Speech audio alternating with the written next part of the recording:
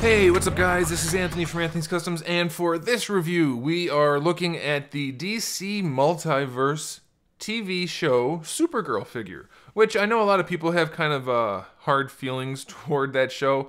And you know what? It's a fun show. It's a little bit better now that it's on the CW, but it's not out there trying to set any records or trying to be the most high quality show out there, but it's kind of fun. So I thought some of you might like to see the figure that goes with it. Maybe you're a Supergirl fan, I don't know. But now you have the figure to look at. So we're going to take it off the stand and take a closer look.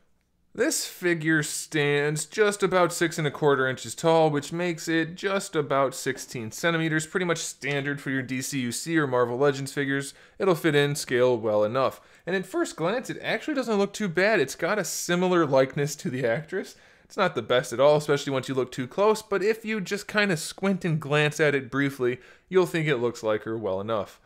So this figure does have some good things going for it. They actually sculpted that red piping throughout the blue on her uniform. That's sculpted and painted well. Same thing for the S. It's surprisingly well done. Unfortunately, that's where the good stuff ends. This figure's not very good. The paint job for the face is atrocious. It looks very, very bad. And then the hair paint job just totally goes from being painted to not being painted.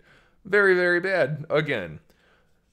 I guess the rest of the paint job's clean enough. The boots aren't great, but they're okay. She does have this weird issue with the paint on her legs where it looks a little odd. I'm not sure what's going on there. The sculpt on this figure, not the best. It's very basic. While the boots do have some wrinkles in them and the shirt does have the piping, it's very flat looking.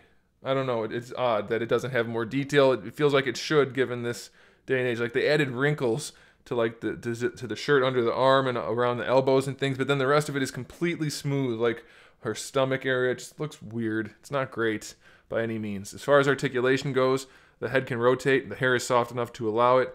She can look down just a little bit and can't really look up, so that's that. Shoulders, they work well enough. They have your standard ball hinge, fixed hinge, no rotation in the bicep at all. You do get rotation out of the elbow though, so if you really need to rotate her at the bicep, you can do that.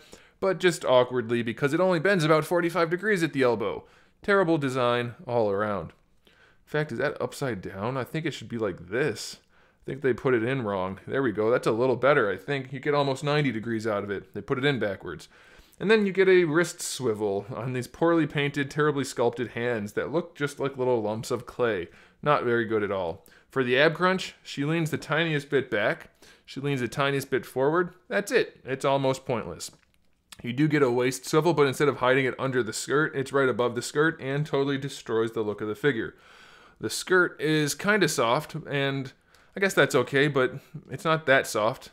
It's okay. It's not great. You can get the legs up a little bit, so that's fine. Out to the side a little bit, so that's okay. You do get your thigh swivel under there, so the hips are basically standard DCUC style hips. For the knees, they're super ugly. I don't know what they were thinking. That's a terrible design for a knee. That is terrible. It's very ugly and you don't even get 90 degrees out of it.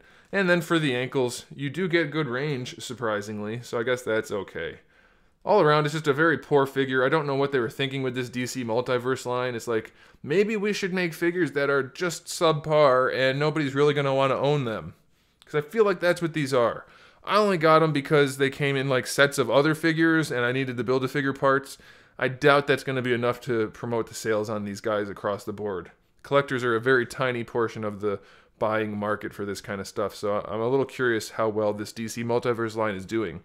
I'm thinking it's not doing very well. It's very not a good line. That's the best way I can put it. It's not very bad, it's just very not good. And some of them are very bad. So there it is, guys. Thanks for watching. Make sure you subscribe to the channel so you can see my upcoming figure reviews, movies, TV shows, video games, all kinds of fun stuff. That's all the stuff we talk about. So come back for all of that, and in the meantime, keep collecting.